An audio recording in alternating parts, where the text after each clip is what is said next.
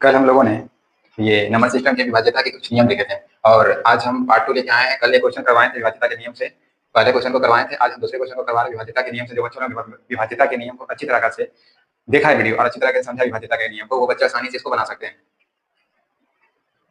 चलिए हम लोग शुरुआत करते हैं विभाज्यता के नियम से। इसको सॉल्व करने का कोशिश करते हैं। निम्नलिखित में कौन सी संख्या 9 से विभाज्य नहीं है? तो 9 से विभाज्य होने के सूत्र क्या है कि जो संख्या हमें प्राप्त है उन सभी संख्याओं का योग, यदि उन सभी, जैसे कि ये पूरी संख्या प्राप्त है और ये पूरी संख्याओं का योग यदि 9 से कट जाए तो वो 9 से पूर्ण रूप से विभाज्य है। इसका भी योग यदि 9 से कट जाए, इन सभी संख्याओं का योग 9 से कट जाए तो ये पूरी संख्या 9 से विभाज्य है। तो चलिए हम लोग देखते हैं कि कौन सी संख्या 9 से विभाज्य नहीं है, ये बताना। पहले इन सभी संख्याओं का योग करके देखते हैं इन सभी संख्याओं का योग कितना आता है। तो 9 1 10, 10 है और 8 18, ये 18 यानी 9 से विभाज्य है। ये ऑप्शन गलत, विभाज्य नहीं है पूछा गया। इधर चेक करके देखते हैं 7 7 14, 14 और 10, 14 10 24, 24 और 7 27, ये भी 9 से विभाज्य है। अगला क्वेश्चन, अगला ये सी नंबर देखते हैं हम, किसी में क्या बोला गया है। अगला पॉइंट में 5 5 10 5 15 15 18, ये भी 9 से विभाज्य। अन्यथा अब तो चांस यही बचा कि ऐसा संख्या होगा जो 9 से विभाज्य नहीं होगा। देख लेते हैं, एक बार ट्राई करते हैं हम लोग। यानी जो संख्या, जो सभी संख्याओं का योग 9 से विभाज्य, पूरी संख्या 9 से विभाज्य होगी। दूसरी संख्या का योग 9 से विभाज्य नहीं है, पूरी संख्या 9 से विभाज्य नहीं होगी। 9 9 18 18 7 21, ये संख्या 9 से विभाज्य नहीं आती है। हम लोग का आंसर डी नंबर ऑप्शन हो गया, ये संख्या 9 से विभाज्य नहीं है। इसके बाद हम लोग अगले क्वेश्चन को देखते हैं, नेक्स्ट क्वेश्चन को देखते हैं कि इस क्वेश्चन में बोला क्या जा रहा है। इस क्वेश्चन में बोला जा रहा है निम्न में कौन सी संख्या 8 से विभाज्य नहीं है? तो 8 से विभाज्य नहीं है से पहले हम लोग को ये जानना पड़ेगा कि 8 से विभाज्य है क्या। तो 8 से विभाज्य होने का ये सूत्र है कि जो पूरी संख्या दी गई हो उस संख्या का अंतिम जो 3 डिजिट है, अंतिम 3 डिजिट है, जैसे ये पूरी संख्या का अंतिम 3 डिजिट, अंतिम 3 3 और 3 डिजिट, इसी को 8 से भाग लगा के देखेंगे। 8 से भाग लगाने के बाद पूरा कट जाती है तो वो संख्या 8 से विभाज्य है। जो 8 से पूरा नहीं कटती वो 8 से विभाज्य नहीं है। हम लोग देखते हैं कि कौन सी संख्या 8 से विभाज्य नहीं है। तो 8 से 792 को हम लोग भाग लगाते हैं। 9 से 72, 7 2 9 से 72, यानी ये संख्या 8 से विभाज्य है, नहीं चाहिए हम लोगों को। तो ये ऑप्शन हम लोगों का सही नहीं है। नेक्स्ट ऑप्शन की ओर आगे बढ़ते हैं, 112, इसे 8 से विभाज्य लगाते हैं। अंतिम की सिर्फ 3 संख्या को, पूरी संख्या लगाने की जरूरत नहीं है। हम विभाज्यता के नियम में पहले ही बता चुके हैं इसके सूत्र को, 8 के सूत्र को। तो 8 से एक बार में 3 2 8 चौक 32, 32 कट गया। ये भी 8 से कट जाएगी, ये पूरी संख्या 8 से कट जाएगी।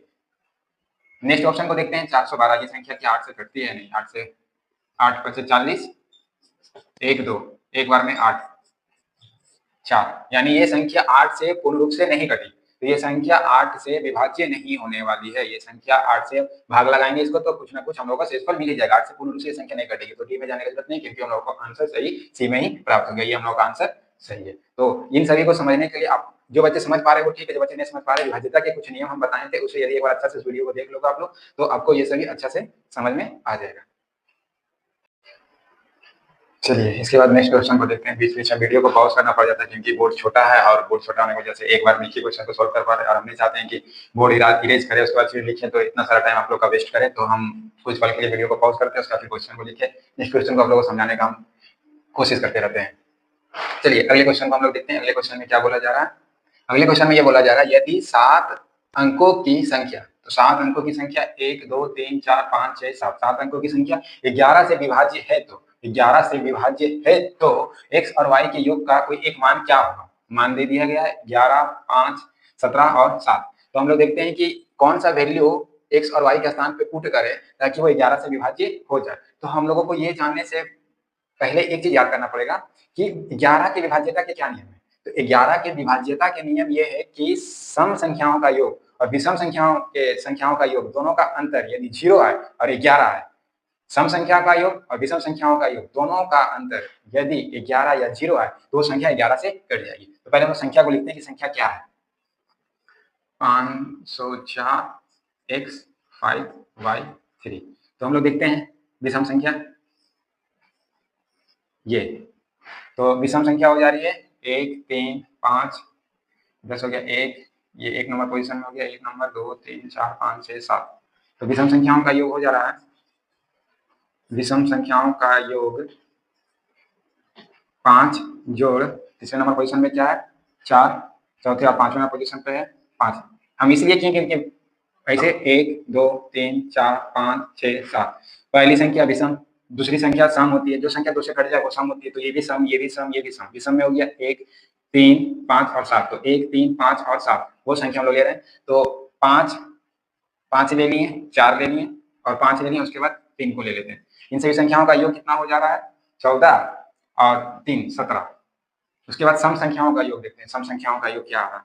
ये दोनों, इन दोनों संख्याओं का अंतर, सम का योग अंतर 0 हो या 11 हो। 0 होगी तो 11 से कट जाएगी, और 11 आ जाएगी दोनों का अंतर, तो भी वो 11 से कट जाएगी। देखते हैं, तो सम में आ जा रहा है 2, 4 और 6, तो 2 में 0, 4 में x और 6 में y, यानी इसका तो कोई वैल्यू ही नहीं आ रहा। तो x और y पे क्या बैठाएं, x और y का जगह पे क्या बैठाएं, क्योंकि यहाँ पे दोनों का योग बोला, तो क्या बैठाएं ताकि वो 17 से 0 बना सके, यानी कि यहाँ पे 17 बैठाएंगे तभी ये दोनों का अंतर 0 आएगा। नहीं तो 11 लाने के लिए वैसा कोई ऑप्शन हम लोगों के पास मौजूद भी नहीं है, एक ऑप्शन 17 ही मौजूद है। यानी इन x और y के जगह पे हम दोनों संख्या को पुट करें, इन दोनों का योग 17 आने से ये संख्या पूरा 11 से विभाज्य हो जाएगी।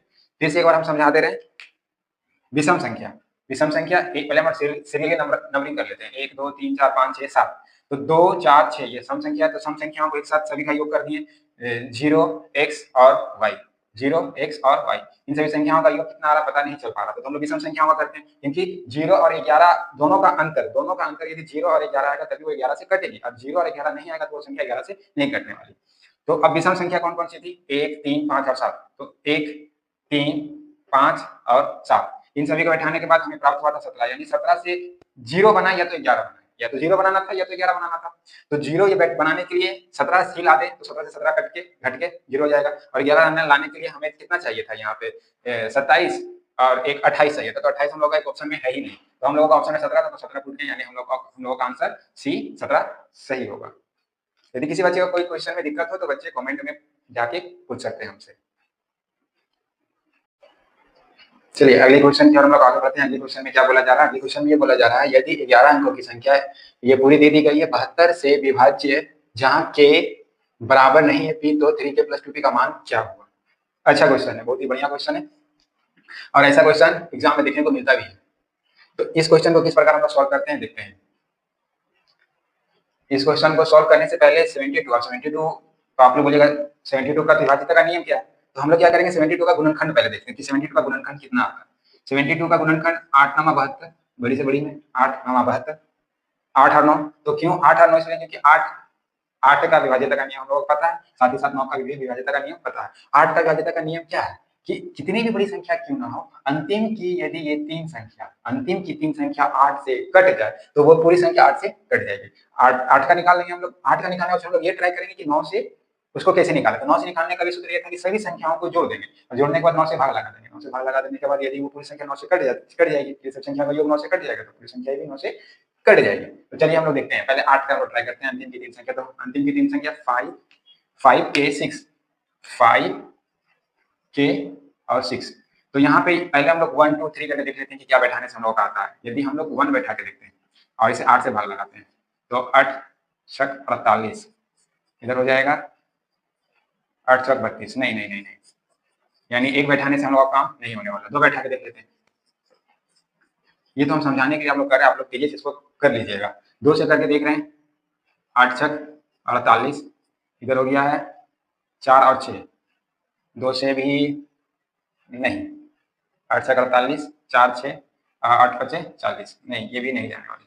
3 बैठा के देखते हैं, 5 3 6। अब इसे 8 से भाग लगाते हैं, 8 छक 48 और इधर हो गया है 5 6 56, 8 7 56, यानी कि 3 के का जगह पे हम लोग 3 बैठाएं तो वो संख्या 8 से कट जाएगी। यानी एक वैल्यू हम लोगों को मिल गया है k बराबर 3, एक वैल्यू मिल गया k बराबर 3, क्योंकि अंतिम की तीन संख्या 8 से कट जा रही है, तो एक वैल्यू मिल गया k बराबर 3। अब इसके बाद हम लोग को देखना है कि 9 से, यानी कि अब 3 यहाँ पे बैठा दें हम लोग तो ये 8 से कट जाएगी। अब 9 से निकालते हैं, तो इसके लिए पहले हम इसे इरेज कर देते हैं।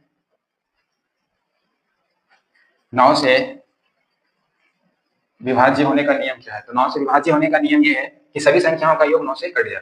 तो हम लोग पहले सबको जोड़ते हुए चलते हैं। 8 प्लस p, k और p का वैल्यू बराबर नहीं होना चाहिए, यानी कि 3 नहीं होना चाहिए, तो 3 छोड़ के लेंगे। तो p अभी रखते हैं, p को बाद में बैठा देंगे हम लोग। Plus 5 plus 5 plus 4 plus 0 plus 8 plus 5 plus के हम लोगों को पता चल गया के 3 प्लस 6। अब ये पूरी संख्या कितने से विभाजित होनी चाहिए? 9 से हो जानी चाहिए। तो देखते हैं पुट करके टोटल कैलकुलेशन कितना आता है। तो 8 8 16, 16 और 10 26, 26 और 4 30, 30 और 13, 30 और 13 43, 43 3 46, 46 और 6, 46 और 6 52, 52 प्लस पी हम लोगों का छूटा हुआ है बटा 9। यानी यहाँ पे अब कितना जोड़ दें 52 के साथ ताकि वो 9 से कट जाए। तो 52 के साथ हम लोग यदि 2 को जोड़ देंगे तो 54 हो जाएगा, 9 से ये कट जाएगा, 9 से ये कट जाएगा। यानी ये पूरी संख्या जो है पी का जगह पे हम लोग 2 बैठा दें तो ये पूरी संख्या 9 से कट जाएगी। अर्थात ये पी का वैल्यू हम लोग कितना मिल गया? पी का वैल्यू 2 प्राप्त हो गया। 6 9 54, 6 बार में ये कट जाएगा। अब पूछा क्या है उसके बाद? इसके बाद पूछा जा रहा है 3k प्लस 2p का वैल्यू क्या होगा? तो 3 इंटू के हम लोग निकाल चुके हैं, 3 प्लस 2 इंटू पी का वैल्यू हम लोग 2 निकाल चुके हैं, पुट कर देंगे 9 4 और ये हो जाएगा 13। तो 13 कहीं ऑप्शन में है, हाँ सी 13। तो ये हम लोगों का आंसर हो जाएगा। उम्मीद है कि आप लोगों को ये समझ में आ गया होगा। यदि कहीं भी दिक्कत होती होगी विभाज्यता को तो आप वीडियो को एक बार पीछे जाकर देख लीजिएगा। विभाज्यता के नियम हमको सिखाएं, उसको आप लोग देख लीजिएगा तो पूरी अच्छा तरीके से आप लोगों को ये कॉन्सेप्ट समझ में आ जाएगा। और कहीं पे दिक्कत हो तो आप इस वीडियो को एक बार पीछे थोड़ा रिवाइंड करके फिर से देख लीजिएगा।